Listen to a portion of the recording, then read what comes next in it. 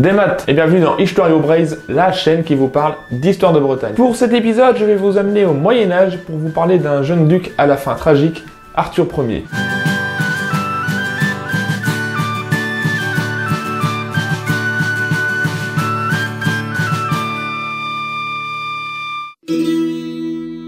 Donc nous sommes en 1187 et un petit garçon vient de naître dans une famille ô combien importante. En effet, Henri II Plantagenet a réussi à soumettre la Bretagne et à faire marier la fille du duc Conan IV, Constance, à son troisième fils, Geoffroy. Ses fils n'en sont pas moins célèbres d'ailleurs, puisqu'au nombre de 5, mais le premier est mort très jeune, ils ont beaucoup fait parler d'eux par la suite, et réussi à faire ce que leur père craignait, c'est-à-dire disloquer son royaume. Donc il y a Henri le Jeune, Richard, futur cœur de lion, Geoffroy, qui deviendra duc de Bretagne, et Jean, dit Santerre. Pourquoi Santerre? Parce que le premier devait hériter des domaines de son père, le deuxième des domaines de sa mère, le troisième des conquêtes que son père avait fait, et le quatrième, de ce qui pouvait rester. Après un règne calme en Bretagne, qui n'était pas facile à l'époque, et une bonne entente avec Constance, entrecoupée de quelques conflits familiaux outre-Atlantique, et suite à la mort de son frère Henri le Jeune, mort de dysenterie, Geoffroy meurt à son tour à la suite des blessures reçues lors d'un tournoi à Paris. Apparemment, il s'est fait désarçonner de cheval, et une fois à terre, il a refusé de lâcher son arme, et il voulait continuer le combat, ce qui fait que les autres chevaliers l'ont chargé et l'ont piétiné avec leurs chevaux. Il est mort suite de ses blessures. Mais à ce moment-là, Constance, alors âgée de 25 ans, était enceinte de son troisième enfant, qu'elle prénommera Arthur. Pourquoi Arthur? C'est loin d'être anodin, car en ce XIIe siècle, la légende du roi Arthur n'a jamais été aussi populaire. À tel point que les Bretons ou les Gallois ne percevaient pas cela comme une légende, mais bien comme une réalité, et ils attendaient le retour du roi légendaire pour venir les délivrer des occupants. Car au milieu de ce siècle, Geoffroy de Monmouth a écrit l'histoire des rois de Bretagne, les prophéties de Merlin ou encore la vie de Merlin, qui fut un véritable best-seller pour l'époque, et qui affirmait l'existence du roi Arthur et son retour. De plus, Arthur est né le week-end de Pâques, symbole de la résurrection de Jésus, et est donc considéré par beaucoup à son époque comme étant la réincarnation du célèbre roi semi-légendaire. Et pour l'instant, Constance est à la tête d'un duché de Bretagne rattaché à la couronne anglaise, donc Henri II la marie avec un de ses fidèles, Ranulphe de Chester, avec qui elle va pas du tout s'entendre. Puisqu'en 1189, Henri meurt, laissant le trône à Richard, alors en révolte contre son père. Constance en profite tout de suite pour expulser Ranulphe de Bretagne. Cependant, Richard part pour la troisième croisade et laisse son frère Jean en Angleterre qui va essayer de se faire reconnaître roi pendant l'absence de son grand frère. Fait très important pour cette histoire, lorsque Richard est en Sicile, prêt à embarquer pour la croisade, il rédige le seul testament de toute sa vie dans lequel il nomme Arthur de Bretagne successeur du royaume anglais. D'ailleurs, petite anecdote sur Richard en Sicile, puisque pour se payer la traversée, il achète des bateaux au roi de Sicile, Tancrède, en lui offrant Excalibur. Enfin, c'est ce qui se dit à l'époque. Excalibur, elle aurait pu lui servir, voilà. C'est con. Richard, alors en croisade, puis se faisant capturer par le duc d'Autriche à son retour, et Jean occupé à essayer d'usurper le trône de son frère en Angleterre, Arthur peut grandir tranquillement à la cour de Bretagne sans emmerder personne. Seulement lorsque Richard rentre finalement de croisade et après avoir réglé son problème avec son frère en Angleterre, décide de s'intéresser à Arthur puisqu'il le veut à ses côtés à la cour anglaise. Ce que Constance refuse, ayant probablement peur de voir son fils à proximité de Jean qui a largement montré qu'il visait le trône. Donc suite à ce refus, Richard décide de capturer Constance avec l'aide de Ranulphe, le mari de Constance qui ne vit plus en Bretagne, dans un guet-apens pour mettre la main sur Arthur. Donc Richard propose de libérer Constance en échange d'Arthur, mais cette dernière ordonne à ses vassaux de ne pas le faire. Richard s'attaque donc à la Bretagne pour essayer de capturer Arthur, mais les Bretons lui opposent une forte résistance, tous unis derrière leur duchesse. Fait hautement symbolique, une partie des nobles bretons se retrouve à la lisière de la forêt de Brocéliande avec le petit Arthur, alors âgé de 9 ans, et lui jure fidélité. Richard se met donc à piller ce qu'il peut en Bretagne, mais Arthur est de toute manière amené par des hommes de confiance à la cour du roi de France, Philippe Auguste, pour y être en sécurité. Cœur de Lion décide donc de toucher aux revenus des barons bretons en leur confisquant leurs possessions en Angleterre acquis par leurs ancêtres aux côtés de Guillaume le Conquérant. Les Bretons, sachant Arthur en sécurité et étant fatigués de cette guerre et de ces pillages, acceptent de signer un traité de paix et Constance est libérée. Elle doit tout de même promettre à Richard de lui obéir et de calmer ses barons. Arthur va quant à lui rester 2 ans à la cour du roi de France où il va être éduqué avec un autre petit garçon de son âge, le futur Louis VIII. Louis VIII. Vas-y.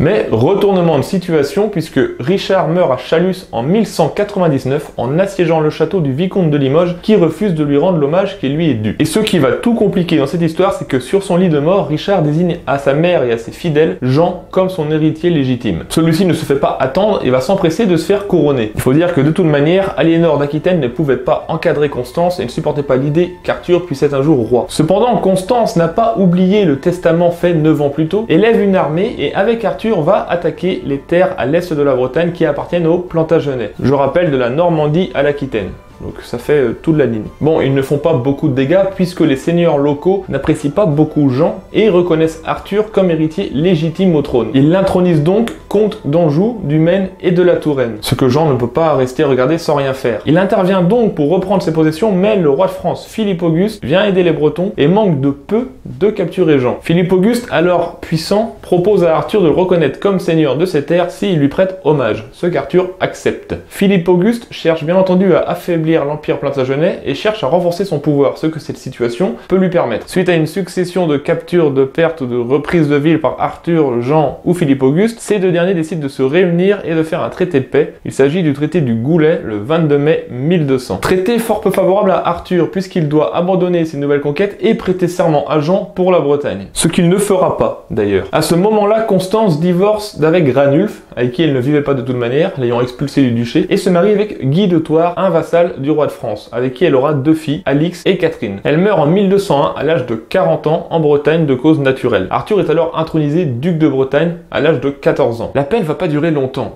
puisqu'on peut comprendre que le projet de mariage d'Arthur, duc de Bretagne, héritier possible du trône d'Angleterre, avec la fille du roi de France, Philippe Auguste, redevenu puissant, ne plaît pas à Jean, ce qui renforcerait ses ennemis et lui enlèverait de plus la Bretagne, sur laquelle il prétend avoir droit depuis la conquête par son père. Donc la guerre reprend et Arthur combat du côté de Philippe Auguste, qui le fait chevalier. Il le nomme également comte de l'Anjou, du Maine, de la Touraine et du Poitou, en échange de l'hommage-lige. Il faut savoir qu'il existe plein de types d'hommages, mais l'hommage-lige est le plus contraignant, puisque Arthur se reconnaît vassal du roi de France et lui fait serment de fidélité. C'est d'ailleurs la première fois et une des très rares fois qu'un duc de Bretagne va faire l'hommage-lige au roi de France. Suite à cela, Arthur décide d'aller capturer sa grand-mère Aliénor d'Aquitaine, alors à Mirebeau en Aquitaine. Les Bretons n'ont aucun mal à prendre la ville, mais Aliénor s'enferme dans le donjon, probablement accompagnée d'Aliénor de Bretagne, la grande sœur à Arthur qui a été envoyée toute petite en Angleterre et qui n'est jamais revenue en Bretagne, et les Bretons se disent qu'elle n'ira pas bien loin et passent la nuit dans la ville. Mais malheureusement, se sentant en sécurité, ils négligent la sécurité au niveau des portes. Ils sont pas au courant que Jean est à la tête de son armée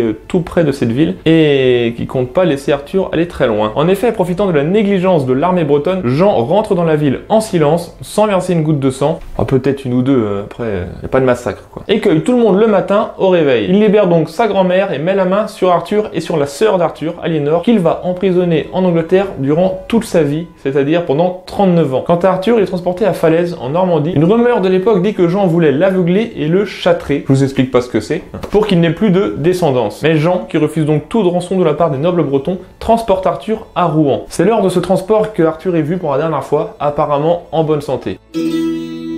On ne sait pas exactement ce qu'il s'est passé, mais à la suite de recherches sérieuses de beaucoup d'historiens, il semble qu'Arthur soit mort dans la nuit du 3 avril 1203, à l'âge de 16 ans. Nous avons plusieurs hypothèses qui reviennent en se basant sur les chroniqueurs de l'époque et les recherches d'historiens par la suite. Première hypothèse, Jean l'aurait assassiné lui-même. Alors, sous l'emprise de l'alcool, il l'aurait amené sur une barque sur la Seine, l'aurait poignardé et jeté dans l'eau. Deuxième hypothèse, il l'aurait fait assassiner par un de ses fidèles. Il l'aurait également amené sur une barque et jeté dans l'eau. Troisième hypothèse, Arthur aurait réussi à s'enfuir du donjon, mais serait tombé et mort sur le coup. Et dernière hypothèse, Arthur l'aurait fait transférer sur un bateau en Angleterre où il l'aurait fait assassiner et jeter dans la Manche. Ce qui en ressort, c'est que Arthur disparaît et que si ça avait été un simple accident, Jean aurait eu tout intérêt à montrer son corps pour calmer tout le monde. On pourrait faire une vidéo rien que sur toutes ces hypothèses et sur toutes les sources de l'époque, mais j'ai fait un condensé. Mais l'hypothèse la plus probable qui est communément admise, c'est que Jean aurait fait assassiner Arthur par un de ses fidèles, un des nombreux seigneurs qui se trouvaient avec lui ce soir-là, et dont certains n'étaient pas connus pour leur tendresse. On peut également comprendre qu'Arthur était un sacré problème pour Jean, puisqu'il aurait facilement rassemblé les opposants de ce dernier pour le pousser à la sortie et prendre le trône à sa place. Et quand on voit la suite du règne de Jean sans Terre, on ne peut que donner raison à cette hypothèse. Toujours est-il qu'à ce moment-là, Arthur a disparu,